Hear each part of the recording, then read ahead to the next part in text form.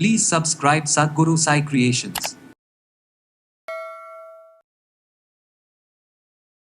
சில பேர் வெயிட் லாஸ்ங்கிற பட்சத்தில் நிறையா கெமிக்கல் ஃபுட் எடுத்துக்கிறாங்க, நல்ல கொழுப்பும் சேர்ந்து போகுது. இதனால் பிரெயின் ட்ரெயின் ஆகுது, ரத்த ஓட்டம் பார்த்திங்கன்னா தடைப்படுது, கொலஸ்ட்ரால் அதிகமாகுது. அதுக்கு இல்லாமல் குழப்பி விட்டுரும். குழம்புன குட்டையில் மீன் பிடிக்க முடியுமா? இந்த தொங்குன சதை, நம்மளுடைய வயிறு தொப்பை, வயிறு மட்டும் பெருத்த வயிறு, இது எல்லாமே சூப்பராக சரியாயிடும். என்னடா நம்ம நிறைய ப்ராடக்ட் எடுத்துக்கிட்டாலும், நிறைய டிப்ஸ் எடுத்துக்கிட்டாலும் நமக்கு ஏன் வெயிட் லாஸ் குறையில அப்படின்னா, ஏன்னா ஒவ்வொருத்தவங்களுக்கும் பாடியோடைய கண்டிஷன், ஹீட் பாடியில் இருக்கவங்களுக்கு ரொம்ப டஃப்பாக இருக்கும்.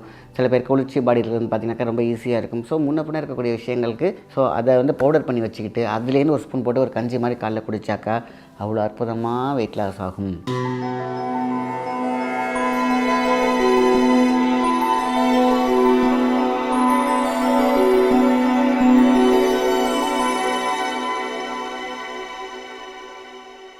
வணக்கம், உங்கள் மாயன் செந்தில்குமார். இன்றைய பதிவு மிக முக்கியமானது. வெயிட் லாஸ், அதாவது நம்மளுடைய உடம்பில் இருக்கக்கூடிய கொலஸ்ட்ராலை எப்படி பேலன்ஸ் பண்ணுறது, எப்படி குறைக்கிறது, நல்ல கொழுப்பையும் கெட்ட கொழுப்பையும் எப்படி கெட்ட கொழுப்பை வெளியில் ஏற்றுறது, நல்ல கொழுப்பை பதப்படுத்தி வச்சுக்கிறது. இந்த ரேஷியோவில் நம்ம சில விஷயங்களை நம்ம கரெக்டாக கையாண்டோம் அப்படின்னா உடம்பு ஆரோக்கியமாக இருக்கும். சில பேர் வெயிட் லாஸ்ங்கிற பட்சத்தில் நிறையா கெமிக்கல் ஃபுட் எடுத்துக்கிறாங்க, நல்ல கொழுப்பும் சேர்ந்து போகுது. இதனால் பிரெயின் ட்ரெயின் ஆகுது, ரத்த ஓட்டம் பார்த்திங்கன்னா தடைப்படுது, கொலஸ்ட்ரால் அதிகமாகுது. அதுக்கு இல்லாமல் குழப்பி விட்டுரும். குழம்புன குட்டையில் மீன் பிடிக்க முடியுமா? அந்த மாதிரி நம்மளுடைய உடம்பை நம்ம கன்ஜஸ்ட் பண்ணிக்கிறோம். என்ன பண்ணுறோம்? வெயிட் லாஸ் ஆகும், அப்படியே திருப்பி அதே பூஸ்டரில் பெருசாகும். ஆக மொத்தத்தில் கெட்ட கொழுப்பை மட்டுமே பிரிச்செடுக்கக்கூடிய லிவரை கான்சன்ட்ரேட் பண்ணணும். லிவருக்கான சில மெடிசன்களை அதை கரெக்டாக வெயிட் லாஸ்க்கு பயன்படுத்தினோம்னா, கரெக்டாக ஸ்டிமுலேட் பண்ணணும் அப்படின்னு கேட்டிங்கனாக்கா நம்மளுடைய உடம்பு கரெக்டாக வெயிட் லாஸ் ஆகும். இயற்கையே உணவு அப்படிங்கிற மாதிரி உணவே இயற்கைக்கு பெரிய மருத்துவமாக கொடுக்கக்கூடிய விஷயங்கள் தான் நம்ம இன்றைக்கி பார்க்க போகிறோம். ரொம்ப சிம்பிள். சுக்குக்கு மிஞ்சிய மருந்து இல்லைன்னு சொல்லியிருக்காங்க. மல்லிக்கு முக்கிய மல்லி பார்த்திங்கனாக்கா அவ்வளோ பெரிய கிளென்சர், பியூரிஃபிகேஷன், பிளட் பியூரிஃபிகேஷன். அந்த பிளட்டை பியூரிஃபை பண்ணும்போது பிளட்டில் இருக்கக்கூடிய கொலஸ்ட்ராலையும் சேர்த்து வெளியேற்றும், குடலில் இருக்கக்கூடிய கொலஸ்ட்ராலையும் வெளியேற்றும். தொப்பை அன்வான்டு பேர்ன், அதாவது அன்வான்டு கொலஸ்ட்ரால் இருக்குது பார்த்திங்களா, கெட்ட கொழுப்பு வயிற்றில் அப்படியே படிஞ்சு இருக்கும் பார்த்திங்களா, அதையும் வெளியேற்றக்கூடிய சக்தி மல்லிக்கு உண்டு. அதான் சுக்கு மல்லி காஃபி அப்படிம்பாங்க. அதோட இப்போ எதை சேர்த்துக்கிறோம்? முக்கியமாக சுக்கு, மல்லி, அதுக்கப்புறம் நம்ம கொள்ளு.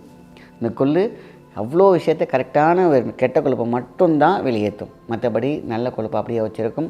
அதுதான் கொள்ளோட விஷயம். அப்போது ரேஷியோ என்ன தெரியுங்களா, நமக்கு எப்பொழுதுமே ஒரு குறிப்பிட்ட அளவு ஒரு ஆளுக்கு தேவையான விஷயம் அப்படின்னு கேட்டிங்கனாக்கா ஒரு 200 கிராம் பார்த்திங்கன்னா சுக்கு பொடி, நாட்டு மருந்துகளிலே கிடைக்கிது. 200 கிராம் சுக்கு பொடி, 50 மல்லி பொடி. மல்லி விதை இருக்குது பார்த்திங்களா, அதை மட்டும் லைட்டாக பொன்னுருவலாக, ரொம்ப இருக்க வேணால் பொன்னுருவலாக லைட்டாக ஃப்ரை பண்ணிக்கோங்க, அதை பவுடர் பண்ணிக்கோங்க. அது ஒரு 50 கிராம். ஸோ 200 கிராம் சுக்கு, 50 கிராம் உங்களுக்கு பார்த்திங்கனாக்கா மல்லி, அதாவது மல்லியோட விதை.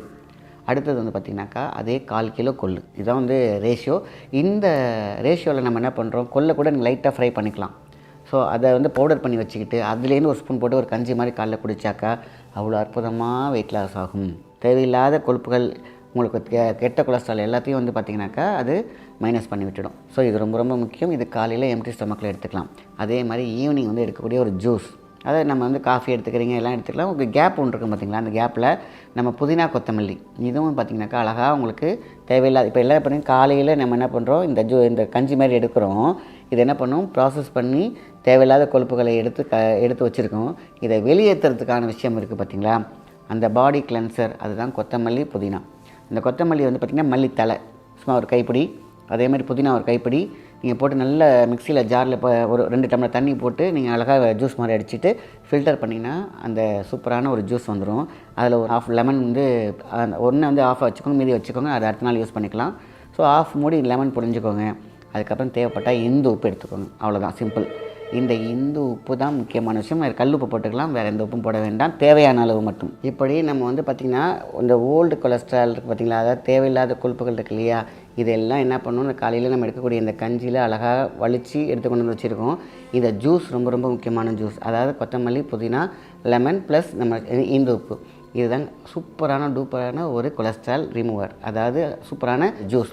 இதை மட்டும் அழகாக ஃபாலோ பண்ணிட்டு வந்தாங்க. இது ஆணாக இருக்கட்டும் பெண்ணாக இருக்கட்டும், இந்த தொங்குன சதை, நம்மளுடைய வயிறு தொப்பை, வயிறு மட்டும் பெருத்த வயிறு, இது எல்லாமே சூப்பராக சரியாயிடும். ஸோ இது ஒன்றுமே பெரிய ரிசல்ட் கொடுக்குறதுனால நீங்கள் வேறு எதுக்கும் பெருசாக போக வேண்டிய அவசியம் இல்லை. ஏன்னா என்றைக்குமே ஒரு விஷயம் நல்லா தெரிஞ்சுக்கோங்க, வெயிட் லாஸ் வந்து பார்த்திங்கன்னா பாடி நிறைய வெரைட்டி. நான் அடிக்கடி சொல்கிற விஷயம் இதுதான், ஏர் பாடி, ஃபேட் பாடி ப்ளஸ் ரெண்டும் கலந்த பாடி. ஸோ இதெல்லாம் வந்து பார்த்திங்கன்னா ஒரு சில பேருக்கு சீக்கிரமாக ஒர்க் அவுட் கொடுக்கும், சில பேருக்கு கொஞ்சம் முன்ன பின்ன இருக்கும், சில பேருக்கு உள்ளேருந்து வெளியில் வேலை செஞ்சு வந்திருக்கும், மீன்ஸ் உள்ள இன்சைட்லேருந்து. சில பேருக்கு வந்து பார்த்திங்கன்னா மேலேருந்து கீழே வரும். ஸோ என்னடா நம்ம நிறைய ப்ராடக்ட் எடுத்துக்கிட்டாலும் நிறைய டிப்ஸ் எடுத்துக்கிட்டாலும் நமக்கு ஏன் வெயிட் லாஸ் குறையல அப்படின்னா, நம்ம கொஞ்ச நாள், ஒரு வாரம் 10 நாள் எடுத்துகிட்டு நமக்கு ஒர்க் அவுட் ஆகலன்னு அடுத்ததுக்கு நம்ம போயிடும். ஸோ நம்ம அதை தான் நம்ம பண்ணுற தப்பு. அதுக்கு ஒரு 48 டேஸ் கழித்து உங்களுக்கு வந்து கொஞ்சம் கூட குறையல அப்படின்னா தான் நீங்கள் அடுத்ததுக்கு போகணும். நம்மக்கிட்ட இருக்கக்கூடிய கெட்ட கொழுப்பு சில பேருக்கு வந்து பாறை மாதிரி இருக்கும், சில பேர் மணல் மாதிரி இருக்கும், சில பேருக்கு ரெண்டுமே கலந்துருக்கும். இதெல்லாம் உடச்சி எடுத்து கொண்டு வந்து நார்மலுக்கு பாடியை ஸ்லிம் ஆக்கி கொண்டு வரதுக்கு நம்ம அதுக்கான நேரத்தையும் கொஞ்சம் கொடுக்கணும். ஏன்னா ஒவ்வொருத்தவங்களுக்கும் பாடியோடைய கண்டிஷன், ஹீட் பாடியில் இருக்கிறவங்களுக்கு ரொம்ப டஃப்பாக இருக்கும், சில பேர் குளிர்ச்சி பாடியில் இருந்து பார்த்திங்கனாக்கா ரொம்ப ஈஸியாக இருக்கும். ஸோ முன்ன பின்ன இருக்கக்கூடிய விஷயங்களுக்கு கொஞ்சம் வெயிட் லாஸ்க்கு மட்டும் நீங்கள் கொஞ்சம் பொறுமை காத்தீங்க அப்படின்னு கேட்டிங்கன்னா நல்ல ரிசல்ட் இருக்கும், ஆரோக்கியம் இருக்கும், நல்ல உங்களுக்கு பிரெயின் நல்லாயிருக்கும். சில பேருக்கு வெயிட் லாஸ்ன்னு சொல்லிட்டு கண்ட கெமிக்கல்லாம் சாப்பிட்டுட்டு மூளையும் கொழுப்புக்கு சமமானது, அதை சுருக்கி அதை ட்ரைன் பண்ணி ஃபிட்ஸ் வர வச்சுக்கிட்டு அதுக்கப்புறம் வந்து எந்த யூஸுமே கிடையாது. ஸோ நேச்சுரலாகவே நம்ம வெயிட் லாஸ் பண்ணுறதுக்கு தான் இந்த ரெமெடியெல்லாம். சரிங்களா? இதெல்லாம் நம் முன்னோர்கள் அழகாக நம்மளுடைய அழகான உடம்புக்கு, அழகான தேகத்திற்கு, அழகான வாழ்க்கைக்கு கொடுத்த டிப்ஸ்.